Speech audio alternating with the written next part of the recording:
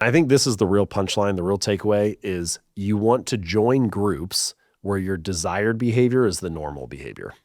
Because if your desired behavior is normal, now you can rise together, right? You can soak up the behaviors of that group. So sometimes those spaces are ready-made. Like there's tons of yoga studios. It's not hard to find one. But other times you need to be the one to create the space. So like early in my career, I don't really have anybody in my family who's an entrepreneur, and I don't have anybody who's an author. So I'm like, all right, I want to start this thing, but I don't really know who to look to. So I started reaching out to a bunch of different authors and stuff, cold email people. I think I cold emailed about 300 people in the first 6 months. Like maybe 30 of them got in touch and were like, yeah, I'll chat with you for 30 minutes or whatever. So I knew a few people. And then I went to a conference and there were like maybe 10 of those people there. So I got to meet some people in person. So it's like, okay, 6 months in, I know a couple people now. And then I started hosting these retreats where I would get 6 or 8 authors together and I would just say, let's split the cost of an Airbnb, get together for 2 or 3 days, and we'll talk about how to write books and launch books and build an audience and grow an email list and all the stuff that, nonfiction authors are focused on. And it was almost always like one of the best weekends of my year. And I was worried that I was going to invite people and then look like a dork and people would be like, no, I don't want to come, and whatever. But everybody always said yes. And it's because everybody wants the same thing. They're all waiting for somebody to get like-minded people together where we can share ideas and be around people who are wrestling with the same problems. So that was not a space that was ready-made, but it really helped a lot of my writing and business habits, if we want to call them that. It helped my growth in that area. And it's just about joining groups or creating groups where your desired behavior is normal. I love the notion of creating groups if they're not available to you.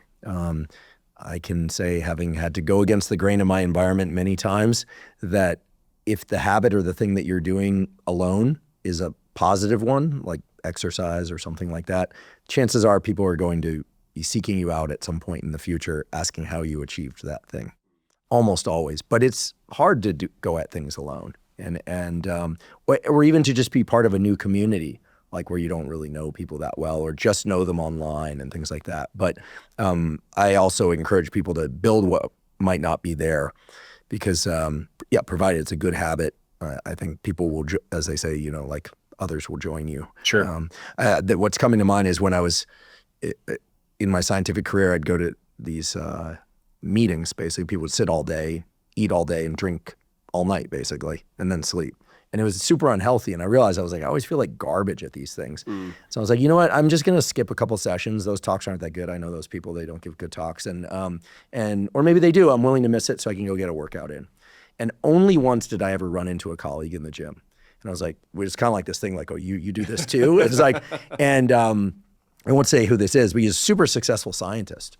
He's a member of the National Academy and all this stuff. And he's like, oh yeah, if I just sit all day, there's no way I can pay attention. It just goes in one ear and out the other. And some of the talks just aren't really that good. And I was like, whoa, like that was the validation I needed. Yeah. I would have been doing it anyway, but I felt like maybe there was something wrong with me.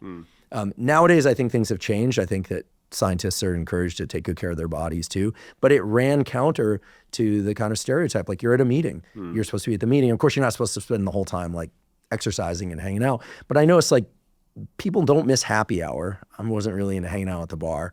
I would catch colds and stuff. People were always shouting next day. Everyone's like, I feel like garbage. It's like there's so many things that happen in the professional context that limit performance.